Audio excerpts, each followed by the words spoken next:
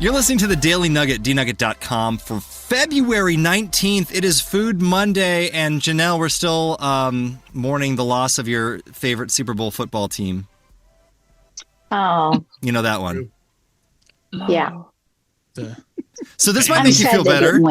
You know, I What? know that you're a fan of, by the way, that's Janelle. Jen is here too. Hello. And producer Sam. My name's Andy. It's true. Janelle. Yes. Now, we have a history, you and I remember back in the day when we were radio co-hosts, you enjoyed some Andy Capp's hot fries. You remember that? Yes. Andy Caps. Yes. How could I forget? I watched, it's interesting that it was probably 6 months ago I watched that video and I thought, oh, why did I do that? But anyway, yes. Are you not a fan of spicy food, Janelle? No. Oh, that's why Spice well, no, I'm a vegan for many reasons. Some you may not even imagine, but Oh, I can't imagine any reasons. Oh boy. I can't help but imagining reasons now.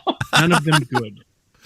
but I've lost my appetite for spicy foods. Okay, one reason why Janelle may be vegan.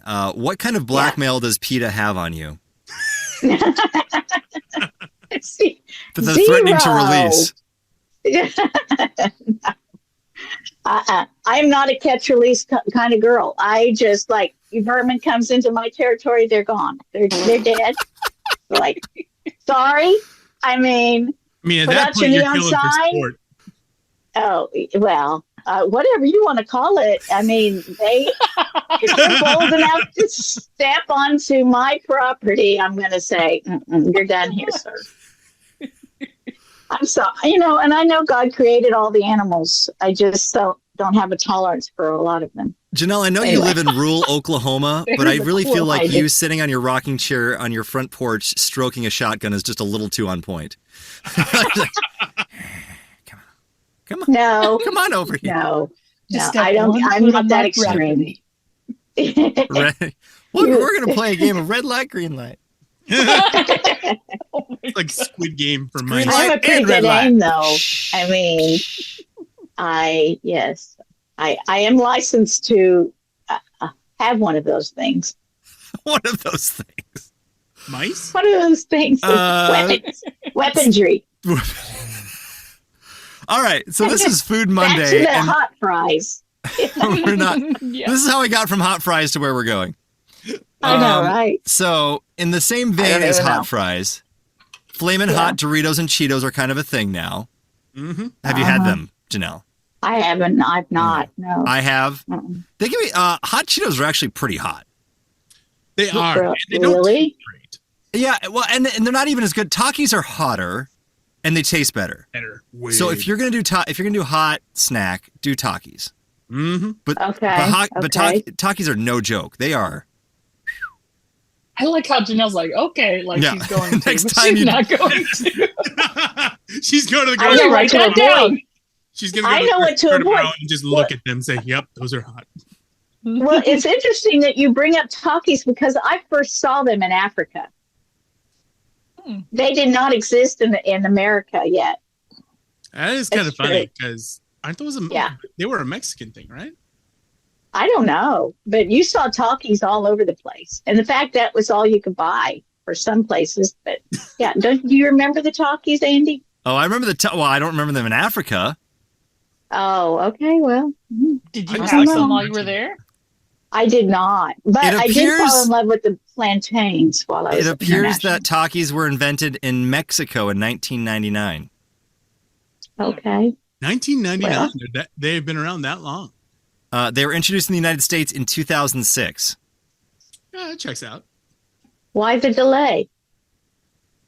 Well, they had to clear customs, Janelle. It took them that long. It takes some time. All right then. Unless you're chucking them over the Rio Grande, then you're good. But I think they were trying to come in a more sensible way. All right, so this has nothing to do with Takis or Andy Caps. Flamin' Hot Doritos and Cheetos. There's a seasoning, right? Mm-hmm. And apparently it's sparking workplace safety complaints in Australia. because people that are working at the Flamin' Hot Cheetos and Doritos factory are having issues. Adverse effects, including sneezing, causing eye and skin irritation, and breathing difficulties. Gee, I wonder why. Oh. Wow. Are they're not self-combusting or anything like that, though, are they? I sure hope not. My 11-year-old found that out when he was at camp the last time. He goes, Dad, Doritos are really flammable. And I go, I don't know if you should tell me anything more about that, so I'm not incriminated. I can still claim innocence for whatever my son. My boy, or I at least have one child that is known to light things on fire. So I don't need any more issues with the popo.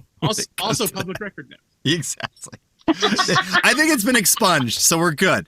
But all that to say, he takes that from his old man who also got in trouble with the law as a teenager for being around other people that were lighting things on fire. Back to the story. Holding the lighter. Yeah. That's another episode. The Doritos Flamin' Hot Cheese Supreme Corn Chips are described as having a bold, cheesy taste with full flavor and full-on tooth-rattling crunch.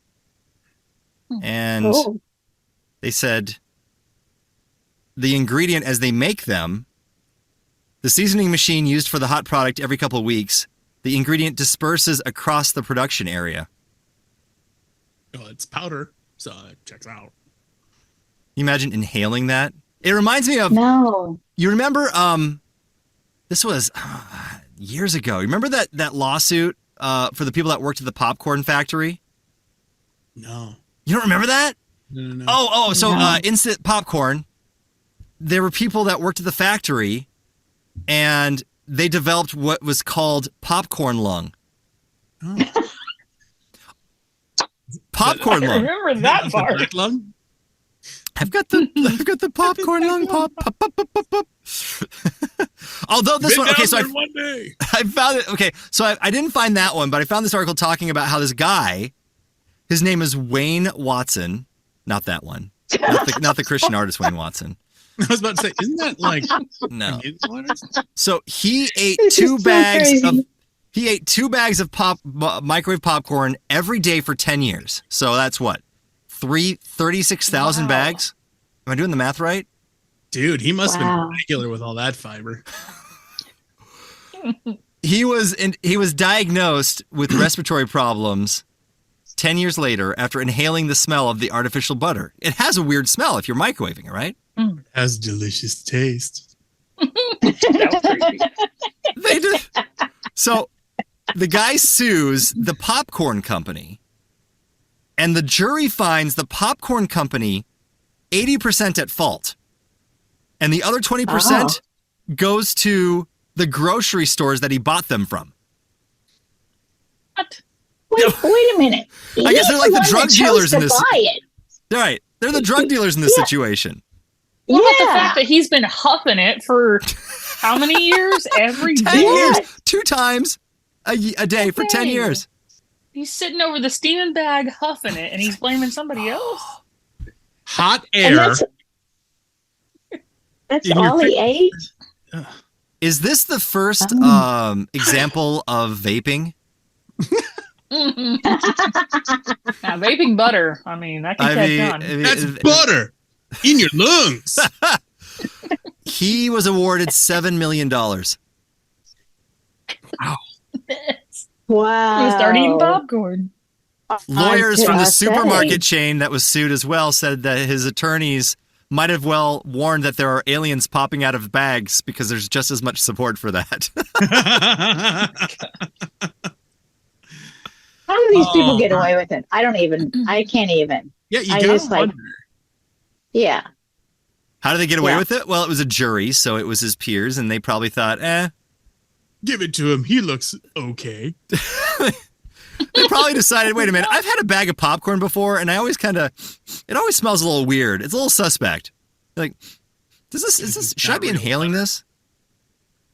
Nobody questioned him about his diet, his choice of just buying the popcorn and eating that only. I mean, like I'm picturing a dude standing next to his microwave with a fresh pop bag of microwave popcorn and just ever so slightly opening it and then shoving it up against his nose and squeezing the bag. Right. Yeah. Right. Yeah. Don't they say you are what you eat, right? It's true. Yeah. Oh, yeah. The fat you eat, the fat you wear. They say that too. There's a lot of fat in those. I've not heard that one ever. The popcorn butter you huff, the popcorn loans you get. Yeah. Do dumb things, get dumb prizes. That's right. And even after $7 million, Wayne says, I haven't eaten a bag of popcorn since. I hardly eat popcorn anymore. Well, occasionally, we'll pop some on the stove the old-fashioned way. Oh, here we go. And he could light that stove with his stacks of money. It's true. Yeah. Man. Wow. So there we go. If you have a food-related illness that you've won millions in court for, let us know. And, and let me know if you've ever had that same sinking suspicion about popcorn, like the microwave popcorn, like maybe this isn't healthy for me to eat or smell.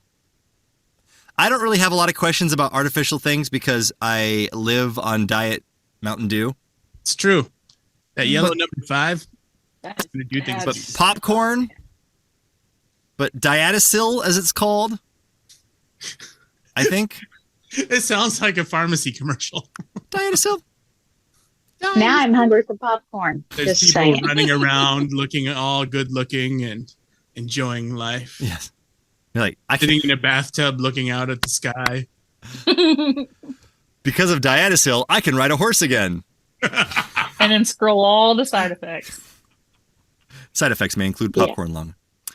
And dry mouth. And then it's always the dry mouth. It always gets us. Death. And that's the nugget. Okay. Popcorn. I happen to love popcorn.